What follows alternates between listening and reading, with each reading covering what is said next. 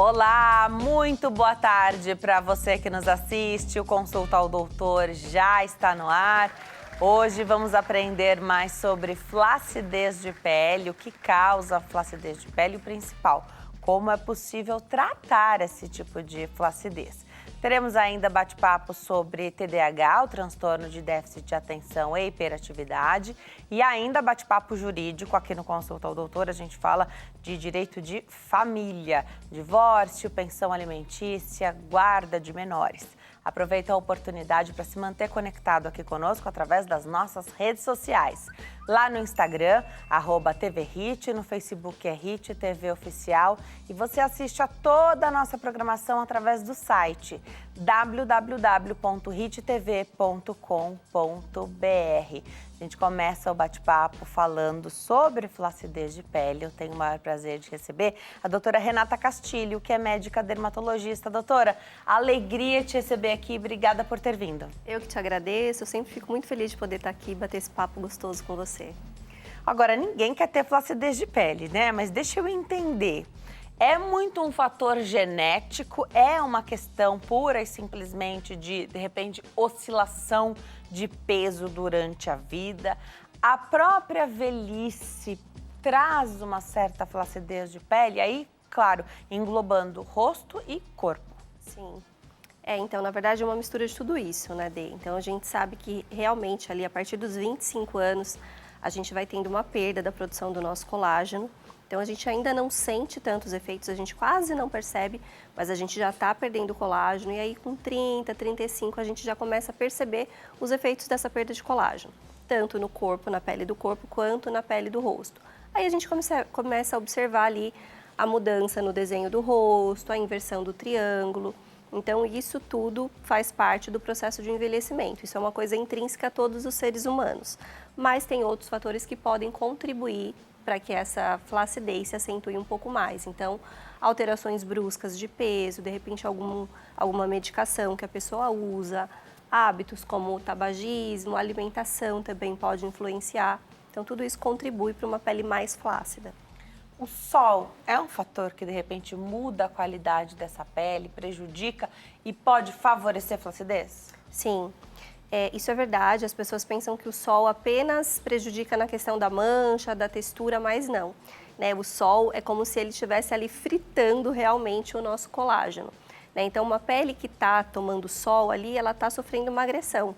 E aí, o nosso organismo, ele acaba consumindo ali um colágeno, né? Então, ele acaba envelhecendo mais e perdendo também fibras de colágeno que seriam para dar sustentação da pele.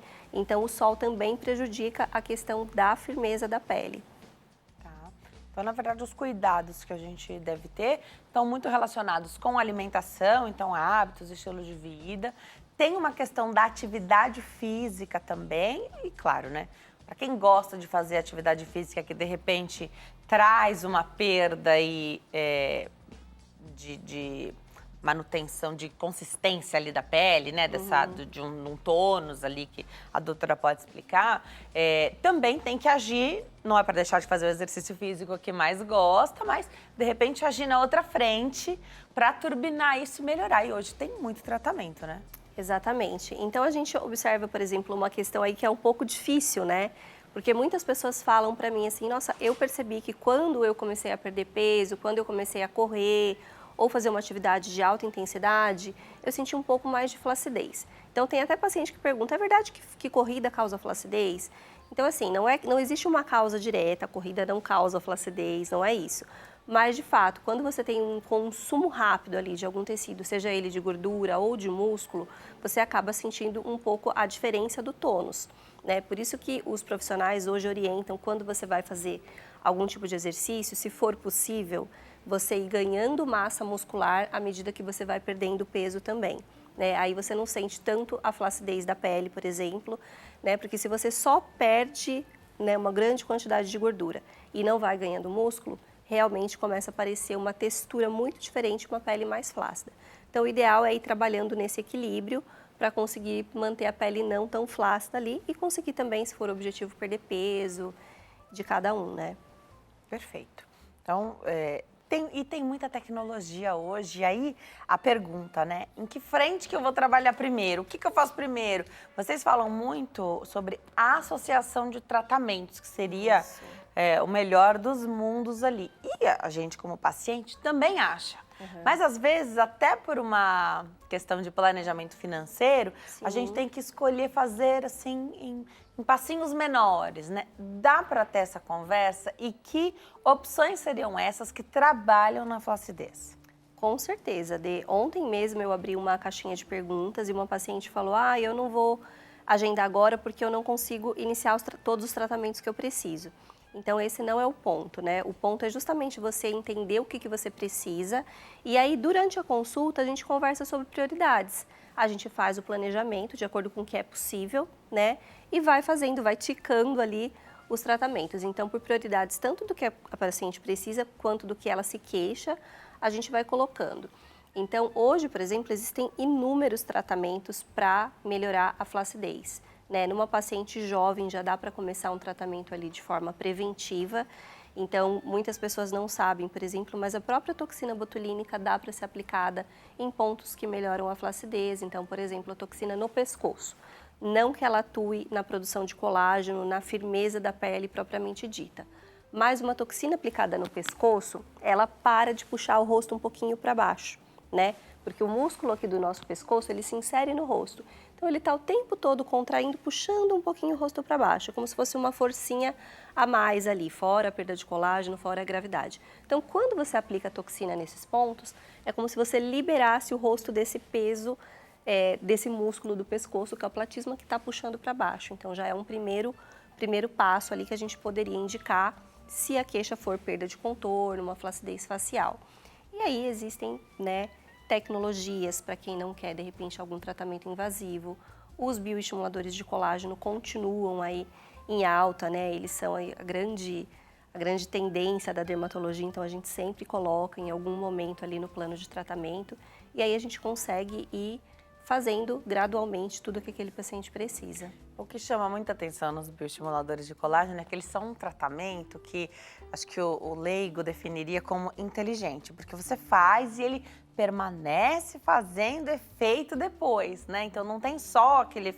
A toxina botulínica também é incrível, né? Então, se a gente pensar no quanto ela paralisa ali para não deixar a sua pele enrugar, vincar, isso é maravilhoso, né? A gente não tá parando o tempo de passar, mas de alguma forma você tá amenizando algo que podia estar muito pior, né? Agora, os bioestimuladores, você faz a sua lição de casa, você vai lá, aplica e ele permanece. Isso dá um quentinho no coração, né? Exato.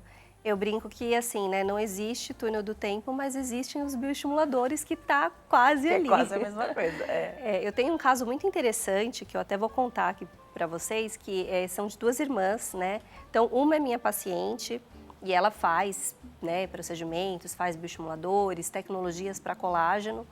E ela tem uma irmã que mora em Foz do Iguaçu, né? Então, a irmã não faz tratamento nenhum, não tem tanto acesso.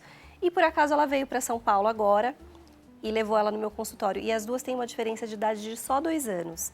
Mas quando a gente colocou lado a lado, assim, parecia que uma era tia, mãe da irmã, assim, apenas com uma diferença de 2 anos. Aí eu falei, olha, isso aqui é a prova viva do que o poder do bioestimulador de colágeno, né? Então, assim, de segurar realmente a pele. Não é aquele tratamento que você vai fazer hoje, olhar amanhã no espelho e falar, uou. Mas é aquele tratamento que você fazendo, você vai envelhecer bem, você vai segurar o teu rosto ali de uma maneira que ele não mude tanto com os processos do envelhecimento. E talvez seja um início que vai demandar ali mais produto, mas depois para fazer a manutenção me parece que é bem simples, né? Exatamente. Então, é o que eu falo, por exemplo, numa primeira vez, de repente, se o paciente já tem um rosto um pouco mais consumido, porque na verdade no processo de envelhecimento, a gente fala muito da perda de colágeno, mas o envelhecimento ele acontece em 4 fases, né? 4 fases não, em 4 camadas. Então o nosso osso tem uma reabsorção, tanto que a gente observa que o queixo muitas vezes tem uma inversão, isso é de reabsorção óssea mesmo. Os coxins de gordura, então a gente tem ali um coxinho de gordura que dá uma sustentação, que dá uma erguidinha no rosto, eles são consumidos com o processo de envelhecimento. A musculatura e ligamentos do rosto que também tem o processo de flacidez e a flacidez de pele propriamente dita, que é o que derrete de vez. Então, em princípio, a gente já faz um tratamento global. De repente, um pontinho de ácido hialurônico para dar uma sustentada em pontos chaves, né, que a gente chama que são pontinhos suspensórios para dar uma erguidinha. Então, aquele queixinho que já estava invertendo, a gente volta ele para o lugar dele, né, uma coisa delicada. E os bioestimuladores para ir segurando esse primeiro passo ali de reestruturação da face. Não tem muita coisa para fazer. E a qualquer momento da vida, né? Exato. Se você achou que é bacana investir nisso mais cedo, ótimo, com certeza você vai usar menos produto e você vai ter um efeito aí que vai ser mais duradouro, porque tua pele não chegou a formar ali os principais aspectos do envelhecimento, né? E se você tem um pouco mais de idade, claro que a gente imagina sempre que vai precisar de um pouco mais de produto, uma associação, de repente, de outros tratamentos, mas sempre vai ser melhor do que se você não tivesse feito nada, né? Com certeza. Isso também é uma coisa que eu sempre falo, né? Então, claro que se você começa de forma preventiva, é sempre muito melhor. Então, a partir dos 30 anos, fazer qualquer procedimento que faça um estímulo do colágeno já é bem bacana. Então, você vai chegar nos seus 40 muito melhor do que se você nunca tivesse feito, ou nos 50, 60, mas se você nunca fez e de repente fala, mas eu tenho 60 anos, será que vale a pena? Vale, né? Então isso a gente observa na prática ali, que pacientes que nunca fizeram nada têm um resultado também, inclusive com bioestimulador, porque muitas vezes esse é um medo delas, mas o meu organismo ainda produz colágeno? Produz. A gente consegue sim uma produção de colágeno, claro que numa pele jovem tudo é mais intenso, né? Então a gente consegue ver isso de forma mais rápida, mas numa paciente mais velha, né, a gente também tem resultados muito interessantes. Muito legal. Ultrassom micro e macro focado, ainda estão na onda ali? Estão, ainda está assim, entre as tecnologias ainda é o mais procurado. Eu gosto muito dessa tecnologia porque, assim, quando a gente fala de ultrassom micro e macro focado, por exemplo, a gente já consegue trabalhar em camadas, né? Então, igual eu falei agora, que o envelhecimento não acontece só na pele, só no colágeno, o legal do ultrassom é isso. Então, ele consegue, muitas vezes, a gente precisa fazer uma delimitação ali do rosto. Então, deixar o rosto mais marcadinho. A papadinha, que está um pouquinho mais saliente, né? Aquele rosto que vai perdendo o desenho, então a gente precisa, de repente, fazer uma compactação, um efeito ali de desenho mesmo. Ele consegue também. E a produção de colágeno, que é o que todo mundo precisa. O ultrassom a gente consegue fazer ele em diversas regiões do rosto. Então, por exemplo, a sobrancelha que começa a ter a queda ali, né, do cantinho. Então, a toxina já abre, mas se você associa com o ultrassom microfocado, você consegue até segurar mais o efeito da toxina, porque uma pele com mais qualidade, não é que ela aumenta o efeito da toxina, mas uma pele com mais qualidade, quando a toxina começa a sair, ela já não despenca, porque ela tem densidade para ficar no lugar, né? Então, tem inúmeras indicações e dá para fazer também em regiões corporais. Existe uma tendência de procurar um efeito muito imediato e você falou que dá para trabalhar nessas camadas, e aí claro que dependendo de quanto de gordura essa pessoa tem, eu vou dar o exemplo da papada, por exemplo, pode ser que uma sessão não seja suficiente para fazer né, isso retroceder. E tem indicação para outros tipos de tratamento, até para lipoaspiração de papada, por exemplo, né? Isso. De repente, né, não existe garantia de resultado, mas de qualquer maneira, fazendo a tecnologia de ultrassom microfocado no rosto, você faz o estímulo de colágeno, é isso? Isso, com certeza. Então, o que acontece? Ele tem dois efeitos, né, o ultrassom microfocado. Um efeito quase que imediato, que é de dar aquela compactação de tecidos. Então, a gente observa, por exemplo, a retração do tecido muscular. Eu costumo brincar que é como se fosse uma carne de frango. Quando a gente pega ela crua, ela não tem uma textura mais amolecida. Sim. Quando você faz o aquecimento daquela carne, ele começa a ficar com uma textura diferente. O músculo é como se fosse isso, né? Então, o ultrassom microfocado, ele faz um aquecimento profundo. Então, com essa mudança da textura ali do músculo, ele já dá a ancoragem, consegue compactar, derreter o tecido de gordura e aí inicia o processo de produção de colágeno, que a gente vai ver ao longo dos dias ali, depois que você realiza. E fica fazendo efeito por quanto tempo? Dá para dizer isso? Dá. O colágeno produzido, pelo menos 1 ano e meio ele fica, né? Esse efeito que o ultrassom microfocado tem, ele não é um efeito Cinderela, ele é um efeito que ele segura. Claro que eu brinco que todo tratamento de estímulo de colágeno é como se a gente estivesse nadando contra a maré, porque a cada dia a gente acorda mais velha, né, Dê? Então a gente está fazendo um tratamento que a gente está ali lutando contra o envelhecimento que está acontecendo a cada momento, mas ele é um efeito que fica e o colágeno por pelo menos 1 ano e meio. Claro que a gente não fala nunca para os pacientes, você vai vir depois de 1 ano e meio, porque o objetivo justamente é a manutenção ali do que a gente conseguiu. Então você não vai esperar você perder tudo para fazer novamente, o ideal é você ir fazendo de tempos em tempos para você manter um platô ali na produção de colágeno e gerenciar o envelhecimento, que é o que a gente quer. E isso é muito individual? Você pode pedir espaçamentos diferentes para cada um? No rosto tem uma frequência, no corpo tem outra? Sim, por exemplo, pacientes mais jovens que estão fazendo de forma preventiva, 1 vez ao ano ou de repente até 1 ano e meio, dependendo da idade e da associação de tratamentos, é maravilhoso. Se o paciente já tem uma flacidez mais importante, eu peço para não passar de 6 meses sem fazer um novo tratamento, né? Porque é aquilo, como a gente está numa luta contra o tempo ali, a gente está perdendo colágeno a cada dia, de repente não precisa ser o mesmo tratamento, mas um outro tipo de tratamento, avaliar como que está a pele depois de 6 meses e o que precisa ser feito para a gente não perder aquele primeiro resultado do primeiro tratamento que foi feito. Legal. A gente tem 2 minutinhos, só para encerrar, eu não quero envolver nenhuma polêmica aqui, levantar isso de jeito algum, mas a gente sabe que hoje o mercado da estética é muito em busca de um menor preço. E essa foi uma conversa que eu tive com você por uma dúvida que eu tinha e que eu queria fazer uso dessa tecnologia de ultrassom microfocado, e foi você que me explicou que, na verdade, o produto ele tem os disparos, então tem aquilo que é consumido do aparelho. Então, a tecnologia é uma tecnologia cara. Se estão te oferecendo com um valor muito mais baixo, pode ser que você esteja comprando uma quantidade de disparos que não é suficiente para fazer aquilo que você deseja na parte ali do rosto-corpo, né?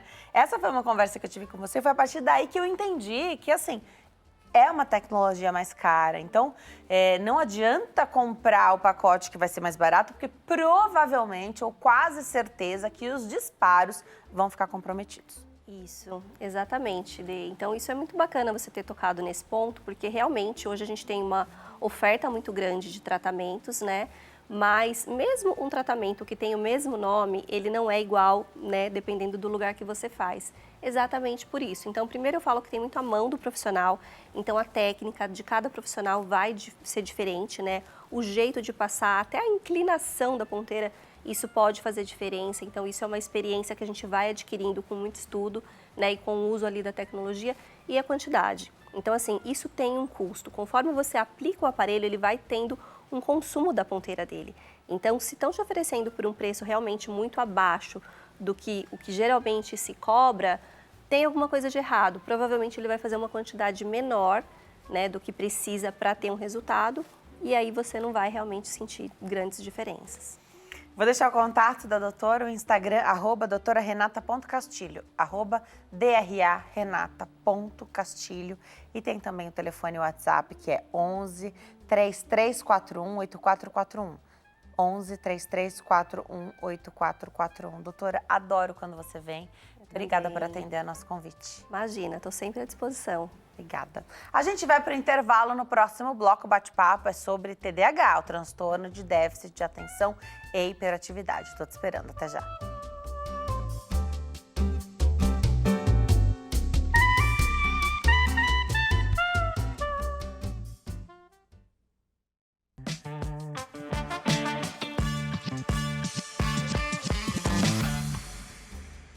Nós estamos de volta nesse bloco para entender e aprender mais sobre o transtorno de déficit de atenção e hiperatividade, conhecido pela sigla TDAH. Que eu tenho o prazer de receber hoje a doutora Laís Pinheiro. Ela é médica psiquiatra e neuromoduladora. Doutora, que alegria te receber aqui. Obrigada por ter vindo. Eu que agradeço o convite, Denise. Muito obrigada. Estou feliz em levar esse conhecimento para mais pessoas. Cada vez mais a gente fala de TDAH E aqui, porque a tua prática também se dá mais tirando a infância, né? Então, você me contou que a partir dos 14 anos você já faz o atendimento, então já está ali no núcleo da adolescência para frente, né? E da idade adulta. Tem se falado muito hoje, doutora, do TDAH sendo diagnosticado no adulto e esse adulto entendendo, então, tamanha dificuldade que passou durante a infância, a adolescência, né, e nas outras fases ali da vida que precederam aquela do diagnóstico. Por que tem se buscado esse diagnóstico hoje, já que a gente, de alguma forma, tendo esse transtorno ou qualquer outro, a gente costuma se adaptar, né? Então, muita gente que tem TDAH, não tem o diagnóstico, consegue driblar, se acostumou, de algum jeito deu conta, né? Se formou, estudou, deu tudo certo. Fala um pouquinho pra gente, por favor. Tá. O TDAH, a gente tem que entender que existem 3 tipos de TDAHs. Existe o tipo só desatento, esse é muito mais comum as professoras, a escola, os pais conseguirem fechar um diagnóstico na infância. Tem o tipo mais hiperativo, impulsivo, que é mais predominante em homens, porém mulheres também podem ter. E tem o tipo combinado, que você tem tanto a hiperatividade quanto a desatenção. Na hiperatividade, antes acreditava-se que era uma hiperatividade física. Hoje a gente sabe que pode ser uma hiperatividade mental. Meu caso, por exemplo, eu tenho um TDAH e fechei esse diagnóstico somente na vida adulta, tem uns 3 anos. Por quê? Porque eu nunca tive comorbidade. Para mim, o meu jeito era o normal, era a minha forma de funcionar. Como eu não tive prejuízos significativos ao longo da vida, eu achava que tudo bem. Hoje, o que está acontecendo? A maioria das pessoas que têm TDAH buscam ajuda quando tem comorbidade, quando já não está dormindo bem, quando está com insônia, quando está depressivo. E devido a esse estilo de vida de hoje, todo mundo está acelerando. Então, a desatenção em algumas coisas, a mente a mil para outras, porque eu não tenho hiperatividade física. Mas a minha cabeça não para, eu penso muito fora da caixa, eu tenho muitas ideias, eu faço várias coisas ao mesmo tempo, que para mim sempre foi uma qualidade. Só que tem também a parte do prejuízo, como procrastinar, deixar tudo para a última hora, ai meu Deus, é semana de prova, e é aí que vai estudar. Então, o índice, a busca maior hoje, está se dando devido às comorbidades. E aí sim a gente consegue ver e fechar esse diagnóstico depois de algumas sessões. E muito através do diagnóstico dos filhos também, né? Também. Porque quando há uma procura ali de um laudo, um diagnóstico, há essa investigação do próprio médico que está cuidando dessa criança de questionar se os pais já tiveram esse diagnóstico, se tem histórico familiar. E muitos, a gente vê isso com TEA também, né? Sim. O transtorno do espectro autista. A criança recebe o diagnóstico e aí o pai ou a mãe acabam também sendo diagnosticados já na fase adulta com uma condição ali mais leve, não tiveram a oportunidade de diagnosticar na infância. Exatamente. Né? Inclusive, quem recebe o diagnóstico na vida adulta, como existe uma carga genética muito forte, quando a gente vai perguntar seu pai ou sua mãe tem alguém muito parecido, os idosos acabam pegando esse diagnóstico também.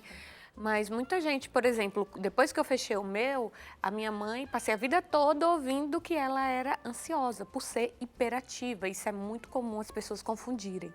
Ansiedade com hiperatividade. Todo mundo associa que uma pessoa ansiosa é uma pessoa acelerada, e nem sempre. Você pode ser quietinha e ter aquela angústia. E você pode ser ágil, acelerada e não sentir angústia, somente ser hiperativa. E acaba estigmatizando, né? Exatamente. Ela é muito ansiosa, né? Eu nasci assim, eu sou assim desde sempre. Isso é importante, ninguém vira TDAH, a gente já nasceu assim. Você pode ter potencializado por estar adoecido, então pode ter ficado ansiosa. E na vida acho que tem fases em que isso está mais latente ou menos, né?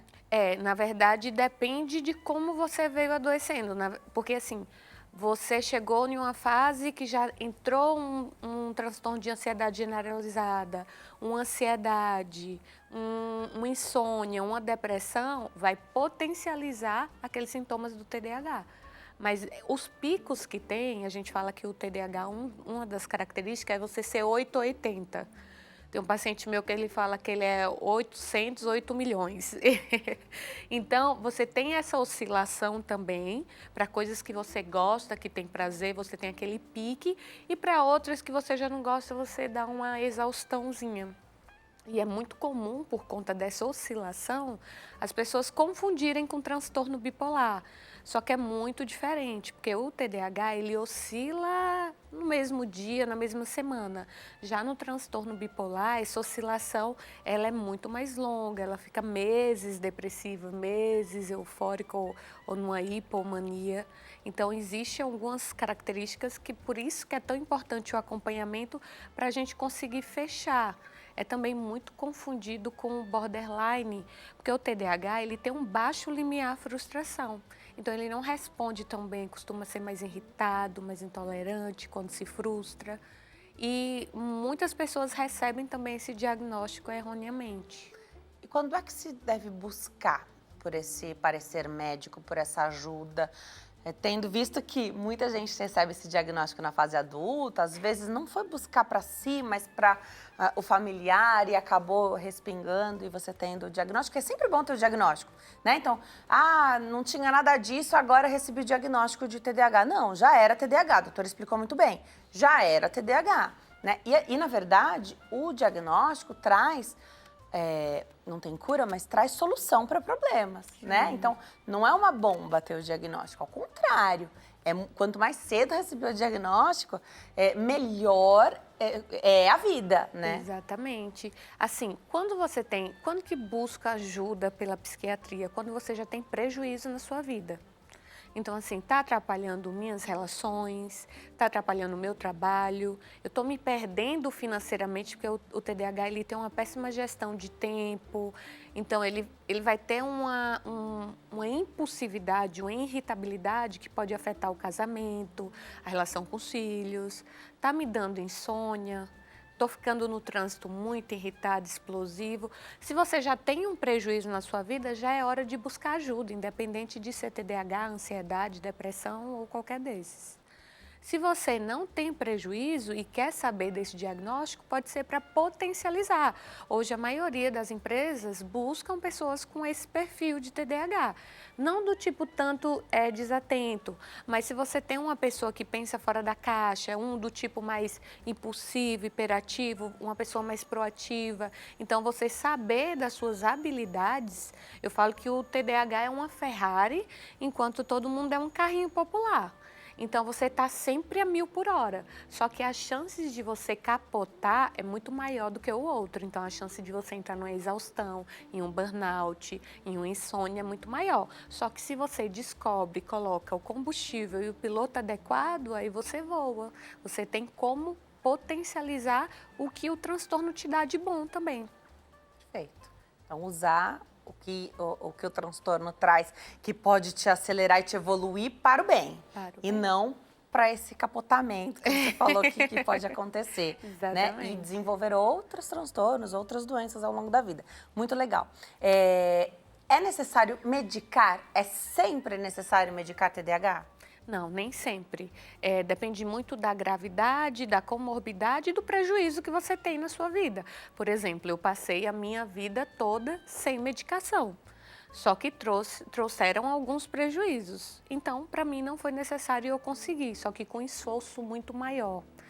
Então, se eu soubesse na infância, provavelmente me evitaria que deixasse a prova para a última hora, que levasse tanta bronca, que crescesse achando que era preguiça, que era uma exaustão por uma falta de dopamina. Afeta muito a autoestima, porque as pessoas sabem que tem alguma coisa diferente. Por que é que eu começo várias coisas e não termino? Por que é que eu começo um curso e abandono? Então, elas acham que o problema é delas. Então, trazem isso com a autoestima mais baixa. É muito comum isso acontecer. Então, evita esses prejuízos ao longo da vida. O medicamento, então, pode não ser necessário e pode não ser necessário a vida toda. Pode ser que precise num tempo e depois não. Para isso, você precisa de um acompanhamento ali próximo e o que eu chamo de excelência, que não é tão fácil de conseguir pensando em saúde pública. Porém, com esforço a gente consegue. E também terapia. Exatamente. Então, mesmo que você não precisa de remédio, terapia precisa, aliás, Todo mundo precisa, né?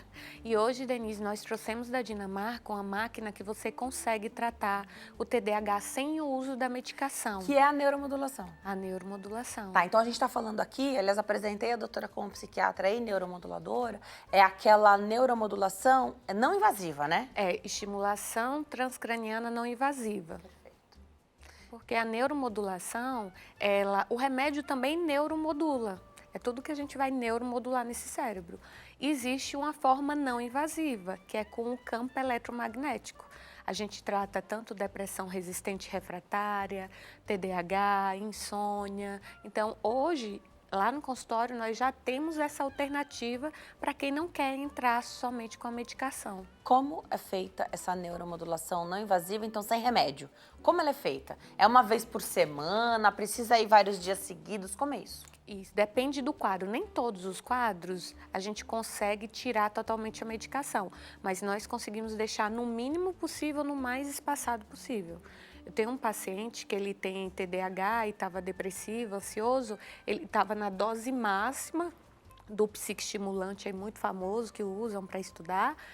Em 70 miligramas nós diminuímos para 30. Hoje ele toma esporadicamente, coisa que era de domingo a domingo, depois da estimulação, e estávamos na dose máxima do antidepressivo, tiramos o antidepressivo.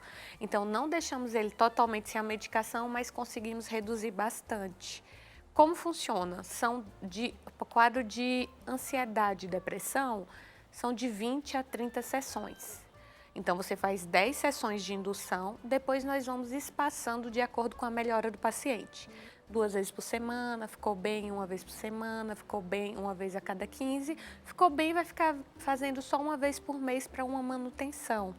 O TDAH é um quadro crônico, então ele não tem cura. É recomendado que sempre a gente fique fazendo uma manutenção. Tem contraindicação? Tem. A contraindicação relativa é pacientes que têm epilepsia, que convulsionam, porque qualquer estímulo nesse cérebro pode desencadear uma convulsão. Porém, para o quadro de ansiedade, como a gente vai inibir uma área do cérebro, tem indicação para quem tem epilepsia, quem convulsiona, seria até um fator protetor. Então, é uma contraindicação relativa. Não pode fazer os 2 estímulos, mas tem um que pode ser feito. Marca-passo antigo, mais de 20 anos, aqueles que não têm blindagem nem para fazer ressonância magnética, como tem um campo eletromagnético, pode desconfigurar. Então, a gente tem muito cuidado com isso. E também os pacientes que têm clipe metálico na cabeça, que já fizeram cirurgia, implante coclear. Esses pacientes não é recomendado, porque como passa o estímulo, ele entra como campo eletromagnético, mas depois da calota ele vai como eletricidade. Pode mudar um pouquinho e mexer nisso. Eu vou aproveitar, você falou de um medicamento, claro que a gente não vai falar o nome comercial dele, eu vou me aventurar a falar o princípio ativo, é difícil, tem um nome antes, mas é lisdexanfetamina, é isso? Isso. É um remédio moderno, ao que parece, e ele é usado para o tratamento de TDAH e também para o tratamento de compulsão, transtorno de compulsão alimentar. Quem lê a bula, você tem um transtorno de compulsão alimentar, o teu médico te indicou tomar esse remédio, você lê a bula, você fala... Ué, mas eu não tenho TDAH, né? Então, muitos remédios são utilizados para mais de uma finalidade e você não necessariamente precisa ter ali as 2 questões.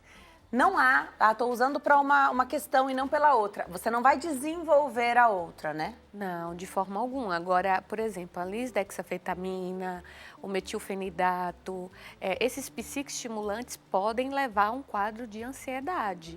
Então, é importante eu ver, se a pessoa está tendo uma compulsão alimentar porque é ansiosa, temos que tratar a ansiedade antes de colocar essa medicação. Por isso que tem vários medicamentos e aí... o médico vai escolher aquele que é melhor para você, que não é melhor para alguém que é muito parecido com você, que tem o mesmo problema. E ter o acompanhamento, né, doutora? Exatamente. Para saber a dosagem, você chegou a falar que tem diferentes dosagens, então, desse remédio. O ideal, claro, é sempre usar a menor dose, né, de qualquer remédio, que faça um maior efeito com a menor dose. É o que a né? gente quer, então, né? Fazer o acompanhamento. Alguém que tem TDAH vai acompanhar e que já esteja...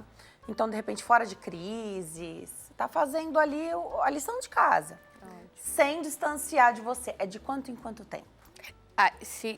Na neuromodulação, na consulta médica.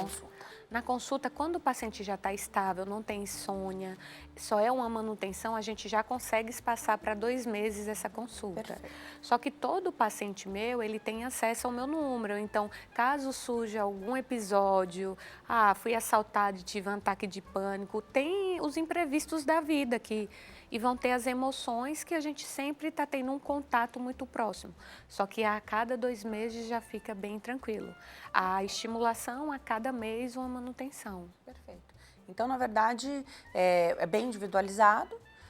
O que se espera, e aqui vou aproveitar que você trata a partir de 14 anos, são ainda adolescentes que estão na idade escolar, depois vão passar por vestibular, que já gera uma ansiedade assim naturalmente, tem tempo para entregar a prova e de repente o TDAH vai exigir um tempinho maior, tudo isso é acompanhado? Exatamente, inclusive para provas, para vestibulares, nós temos que esse paciente emitir um relatório falando que ele possui esse transtorno, que geralmente eles fazem uma adequação, ou dão um tempo maior de prova, ou colocam em uma sala separado, porque são pessoas que a cada estímulo podem desconcentrar, que vão demorar mais, vão se perder. Isso tanto para o TDAH, para a dislexia, alguns transtornos têm com esse relatório alguns benefícios, tanto na escola quanto em provas. Vai fazer a prova da mesma forma, só que adequada ali num tempo diferente, de repente, num ambiente diferente. Você falou dislexia, aí você já tinha falado de ansiedade.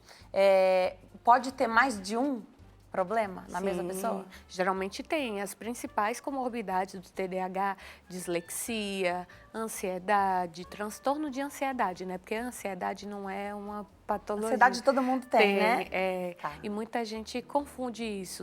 Eu tenho ansiedade, graças a Deus, porque é um fator protetor para a nossa vida. Mas o transtorno de ansiedade pode vir, a insônia, a depressão. É comum o TDAH que nunca se tratou ter essas comorbidades ao longo da vida. E aí, a partir disso, então, acompanhar. A gente sabe que pode não ser muito fácil, né, no âmbito de saúde pública, ter esse acompanhamento, mas eu acredito que até mesmo a pandemia, aquele momento horroroso que a gente viveu, desestigmatizou muito o acompanhamento das pessoas por profissionais da saúde mental, né? A gente entendeu que sem saúde mental, a gente não atravessa nenhum probleminha na nossa vida, né? Quiçá um problemão como a gente teve da pandemia. Exatamente. Muita gente, Denise, acha que adoeceu na pandemia.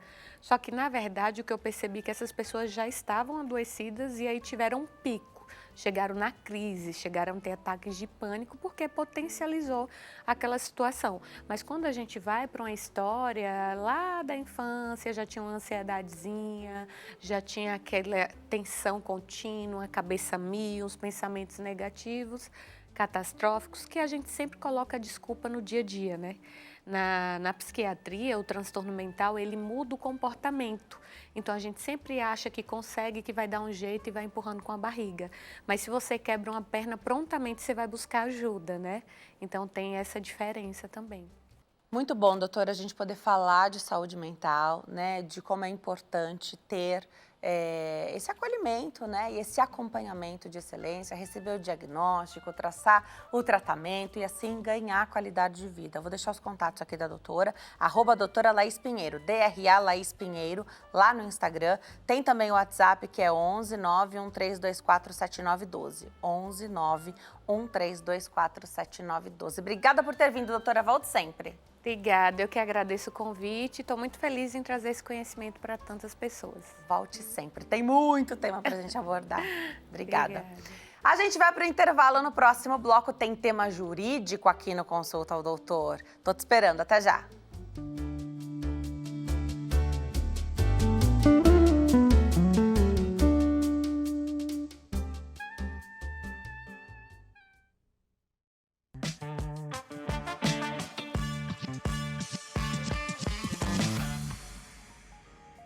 Nós estamos de volta nesse bloco, tema jurídico aqui no Consulta ao Doutor.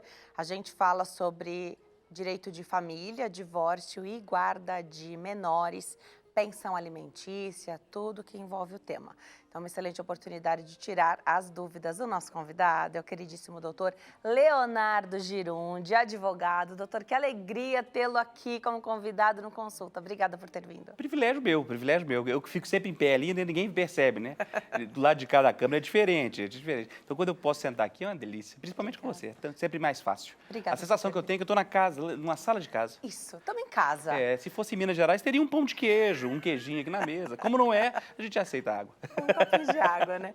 Muito legal, porque olha que tem assunto para falar de tema direito bom. de família, né? Primeiro que acho que é legal começar esclarecendo que ninguém se casa pensando em se divorciar, que existem maneiras para que o divórcio não seja necessário, né? Então, vários caminhos aí para que isso não aconteça. Acho que esse é o ponto de partida da conversa. Com certeza, né? com certeza.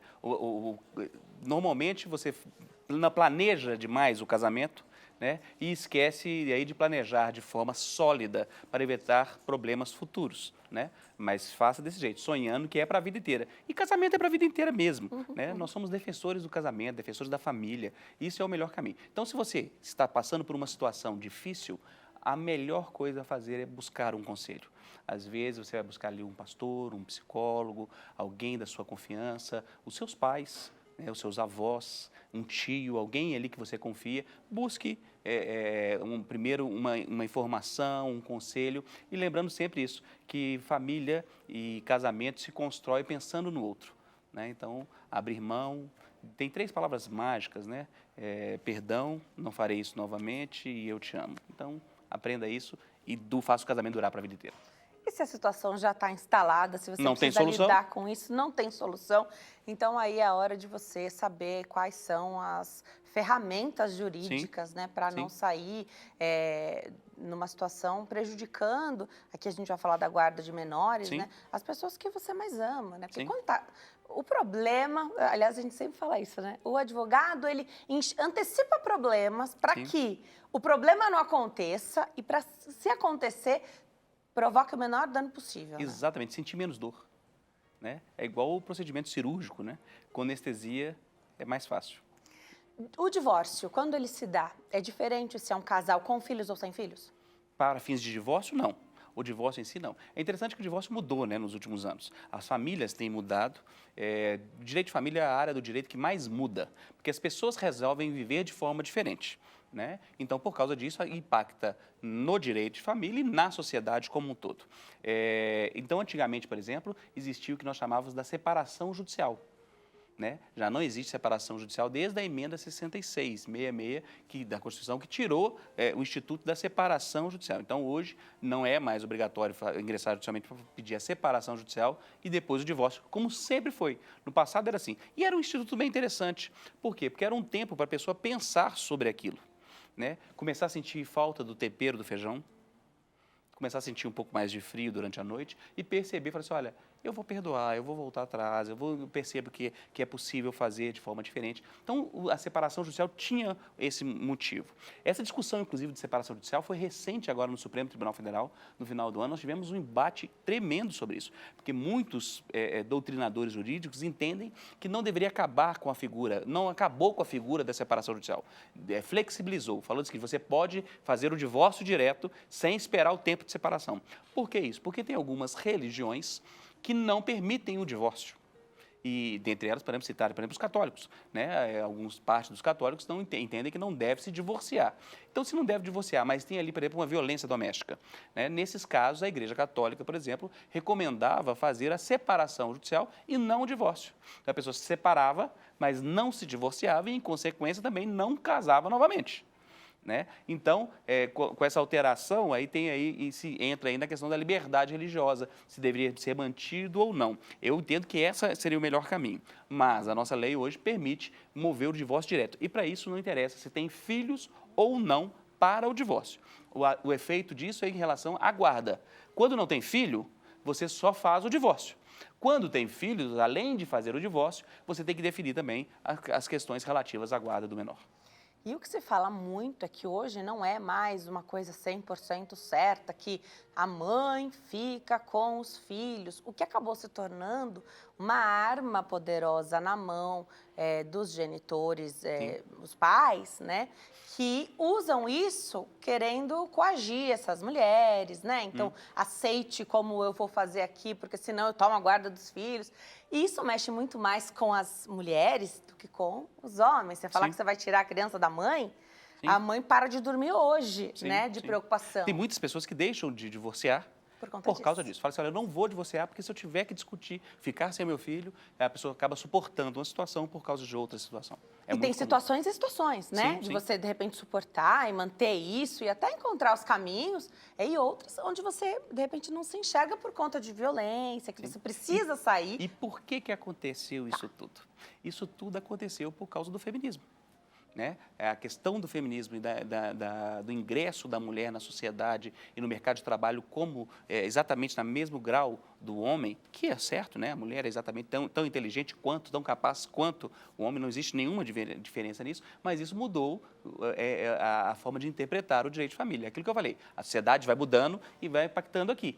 Então, por exemplo, antigamente a mulher ficava em casa e o marido saía para trazer os proventos, para trazer o alimento para dentro de casa. E a mulher ficava em casa cuidando da criança, cuidando da família, cuidando do lar. Né? Hoje, essa figura quase não existe mais. Né? A mulher está ali, sai muitas vezes mais cedo que o marido, tem muitas famílias que a esposa recebe mais do que o marido, né? Então, por causa disso, mudou a formatação da família. Então, não tem por que se proteger uma relação da mulher dentro de casa com os filhos, se ela também não fica dentro de casa. Não dá para ficar só com a parte boa de tudo que a gente luta para ter. Exatamente. Né? Então, junto com a parte boa vem a parte ruim. Exatamente. Então, ela concorre em iguais condições com o homem, iguais condições. E quando eu falo isso, muitas mulheres falam assim, mas igual condição? Significa que se ele tem mais dinheiro do que eu, se o salário dele for maior do que eu estou frita, então. Não. Igual condição significa com quem será melhor ficar a criança. Não avalia-se a questão financeira. A questão financeira é a única que pode sair de um bolso e para o outro. É a única que pode sair do bolso e para o outro, é o dinheiro. Agora, tempo de qualidade, não. Paciência, forma de lidar, emocionalmente capaz, vontade de fazer isso. Né? Então, isso tudo tem que ser avaliado e é mais importante do que o próprio dinheiro. Então, o juiz não vai olhar para um casal divorciado e dizer assim, a criança vai ficar com o pai porque ele tem mais condição financeira de manter essa criança. De forma alguma. Se isso aconteceu, cabe ali recorrer da sentença e anular a sentença. Esse não é o motivo. Né? Você tem que pegar todos os dados e avaliar todos os dados, o conceito todo da situação. É muito comum, por exemplo, a esposa, a mulher provar que o marido nunca foi numa reunião na escola. Durante 10 anos, nunca foi. Por que agora ele vai começar a ir? De onde tirou que ele vai? Ele não vai. Né? Se o casamento não conserta a pessoa, divórcio muito menos. Né? Porque tem pessoas que têm esse imaginário, né? Fazer, não, quando casar vai ficar tudo bom. Não vai. Não, vovó falava, filhinha, abre o olho. Tá namorando? Filhinha, abre o olho.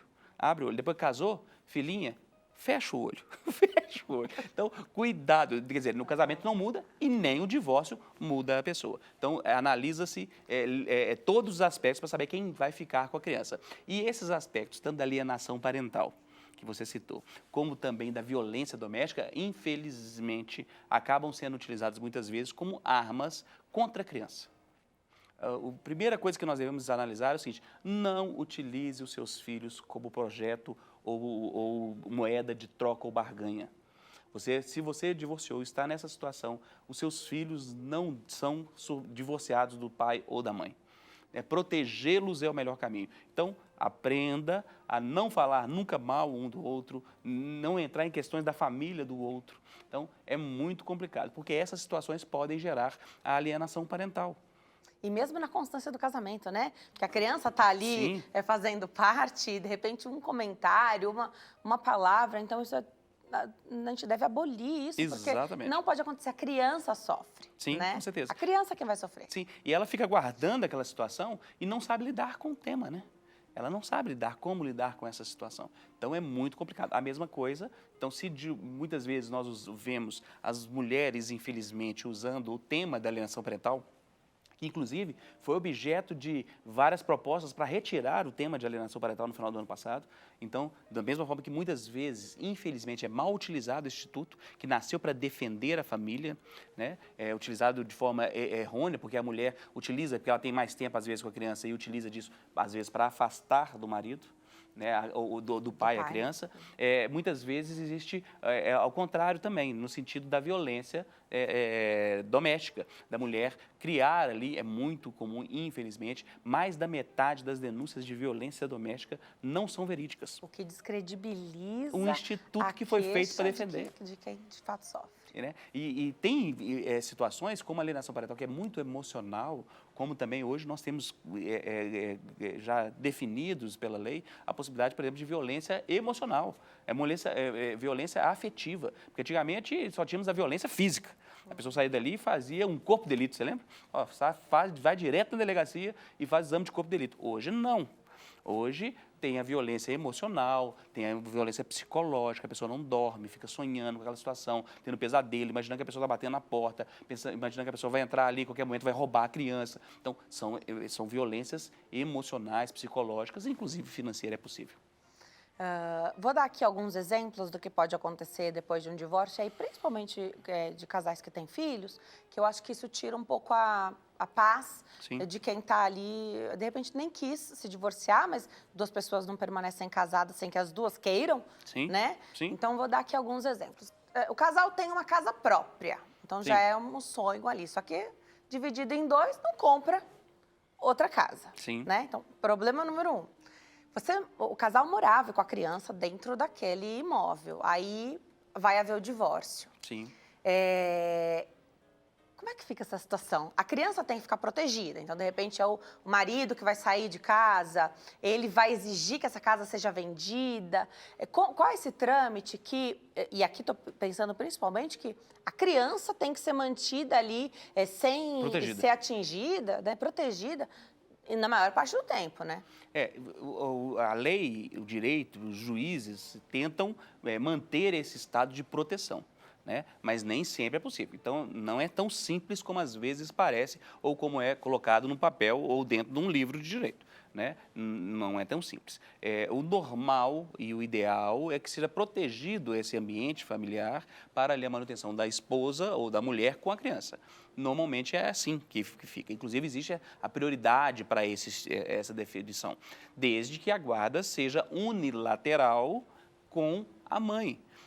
Guardas, existem alguns tipos de guarda. A unilateral, existe a compartilhada, que durante os últimos anos foi indicada como aquela que deveria ser a guarda, um instituto prioritário. Tá? O que quer dizer isso? Antigamente, quando a pessoa se casava, por exemplo, na década de 70, se não falasse qual o tipo de regime que ia casar, casava sempre com o regime de comunhão universal de bens. Hoje em dia, se você chegar lá no cartório para casar e não falar qual o tipo de regime que você quer, você vai sair de lá casado com um regime de comunhão parcial, que é o regime do país. É o regime aquele que é adotado com prioridade. A mesma coisa para fins de guarda. Era visto nos últimos anos a tendência de guarda compartilhada. Por quê? Porque os psicólogos entenderam, olha, não é bom que os pais separem essa obrigação de cuidar do filho. Você lembra antigamente quando a pessoa começava a dar muito trabalho, muito problema, adolescente, e aí você começava a dar atividades para a pessoa parar de dar trabalho? Então, daí que nasceu. Olha, o pai, esse instituto da guarda unilateral para a mãe, separa o pai ainda mais. O pai já não fazia nada e agora ele está cada dia mais longe, mais longe, mais longe. E aí começou enxurrada de ações buscando indenização emocional por causa disso. Então, aí o que foi? Olha, não, dê para ele também algumas atividades para ele entender que ele faz parte disso, para ele fazer parte da família. Então, é muito legal fazer isso. Só que tem situações e situações. Tem que morar perto, tô imaginando aqui, para fazer guarda compartilhada. Não precisa. Não precisa? Não. Tá. Porque guarda compartilhada, existe uma confusão do guarda alternada. Isso, tá bom. A guarda alternada é onde que mora 15 dias com um, 15 dias com o outro. Uma semana com um, uma semana com o outro. Guarda compartilhada pode ser a residência fixa, por exemplo, da mulher, ou a residência fixa do homem, mas a guarda compartilhada é o seguinte, os dois definem juntos. Participa, mesmo que você não está lá fisicamente, você participa das decisões. Qual escola que vai ficar? É nessa escola, os dois definem juntos. Quando a guarda é unilateral, a pessoa que está com a guarda define, olha, eu vou mudar de casa, estou mudando de escola, estou te comunicando. Aí, com guarda compartilhada, não, você não pode fazer isso. Porque eu não quero que meu filho saia dessa escola. Então, isso é a guarda compartilhada. Mas, para isso, tem que existir o quê? Diálogo. Se a pessoa não conversa dentro do casamento, vai conversar depois de você? Ah, não vai. Então, é um instituto que tem sido adequado. Tanto é que, recentemente, tivemos uma publicação nesse sentido, falando o seguinte, que para casos de violência, não é possível. Então, se tem violência contra a criança ou contra a esposa, se tem violência, não pode ser guarda compartilhada. Então, você vai colocar nessa conversa um advogado para intermediar nesses casos. Exatamente. Tá. Então, a questão da guarda define um pouco de como que vai ser esse ambiente. Né? Se a guarda for unilateral, é a mulher que vai deter a guarda da criança, é normal que ela fique com a casa e ache uma nova solução para isso. Qual que é? Uma compensação financeira, né? Ou coloque a casa para vender e divide para os dois. Então, depende do caso. Tá. Nós temos muitos casos, por exemplo, de violência contra a criança e contra a esposa, por exemplo. Lembrando que existe caso da esposa fazer a violência também. Então, muitas vezes uma máxima que tem no imaginário da sociedade, que, por exemplo, caso de estupro em relação a menores, que é só o homem que faz isso, não é verdade. Os números mostram que é bem próximo da violência sexual de pais com as crianças, é bem próximo, talvez ali 55% para homem, 60% para homem e 40% para mulher. Então, quer dizer, existe essa situação. Então, isso tudo tem que ser mapeado e definido qual o melhor caminho. Então, se tem, por exemplo, uma violência contra a criança ou contra a esposa, é possível você ingressar judicialmente e pedir para que o marido abandone o lar, saia do lar. Então, ele é intimado ali, na hora, ele está saindo para trabalhar, chega o oficial de justiça e fala, você não pode voltar para essa casa mais. E aí a pessoa sai de casa e ele não volta ali até ter uma ordem judicial. Então, cada caso, e é isso que deixa o direito lindo, porque ele não serve para todo mundo. Cada caso, cada situação e cada dia que passa, ter um profissional capaz para te ouvir e entender melhor a sua necessidade para aplicar a justiça e o direito ao seu favor é mais importante. A gente tem 2 minutinhos e meio, doutor, para encerrar esse bate-papo. A pensão alimentícia é diferente do que se pensa, do que parece pelo nome, Pelo nome, né? Não é só ter o que comer a criança, né? Queria que você explicasse um pouquinho o que é e se ainda é tema, assim, sempre muito discutido e difícil de encontrar solução aí para que os dois concordem, as duas partes concordem, né? A pensão alimentícia e a partilha dos bens são as duas coisas, são os maiores entraves. Nem sempre nós temos tantos entraves na guarda da criança e no divórcio. É muito comum a pessoa falar, você quer divorciar? Ok, mas pensão eu não te dou. Então, às vezes, o dinheiro, quando mexe no bolso, mexe no dinheiro, acaba sendo um maior entrave. Então, pensão alimentícia e partilha são os dois pontos aí nevrálgicos aí da situação. Pensão alimentícia, como que é feito? Existe o que nós chamamos de binômio perfeito em relação à pensão alimentícia.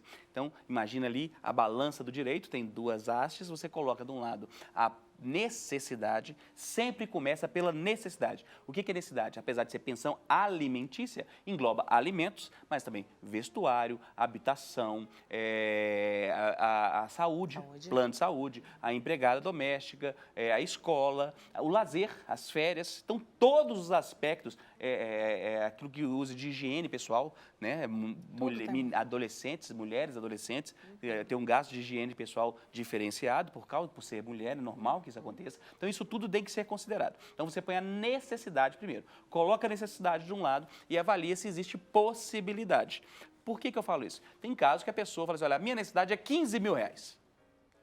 15 mil reais. E a pessoa recebe 500 mil reais de salário.